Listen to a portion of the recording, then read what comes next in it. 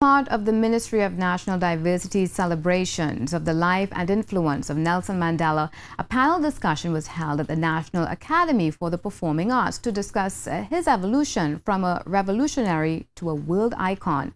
Soyini Gray tells us more. Minister Roger Samuel says Trinidad and Tobago has much to learn from Mr. Mandela, especially since we've become a society that seems to have lost our way and is at risk of allowing a bad minority to change our society for the worse. If we learn from him, then we likewise will not only change our nation, but we will also be part of a change that will come to the world and those parts of the world that are struggling at this time. The panel was made up of university lecturers of history, sociology and ethnic studies, international relations and the principal leadership educator for the Above the Line program. George Mubita teaches computer science, but he's originally from Western Zambia. Several members of his family have been involved in the struggles for freedom that took place on the African continent from the 60s come up. He spoke about Ubuntu, the philosophy of human kindness, and how it inspired Mandela's fight for freedom, his survival in the prison on Robben Island, and how his transformation inspired those revolutionaries who fought for change. It was,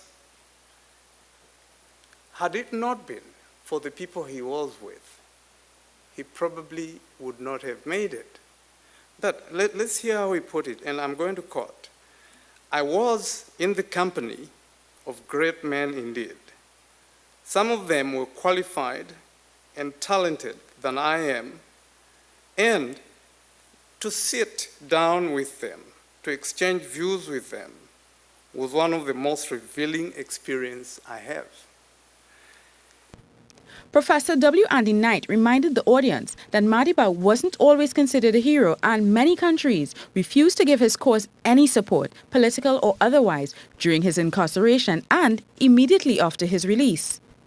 I think a compelling case can be made that Mandela and the ANC resorted to this kind of extremism only because there was no other avenue within apartheid in South Africa for opposition groups to express dissent.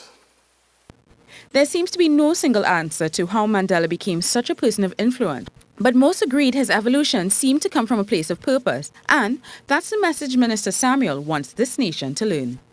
If we learn from him, then we likewise will not only change our nation, but we will also be part of a change that will come to the world and those parts of the world that are struggling at this time. Soyini Gray, Senior.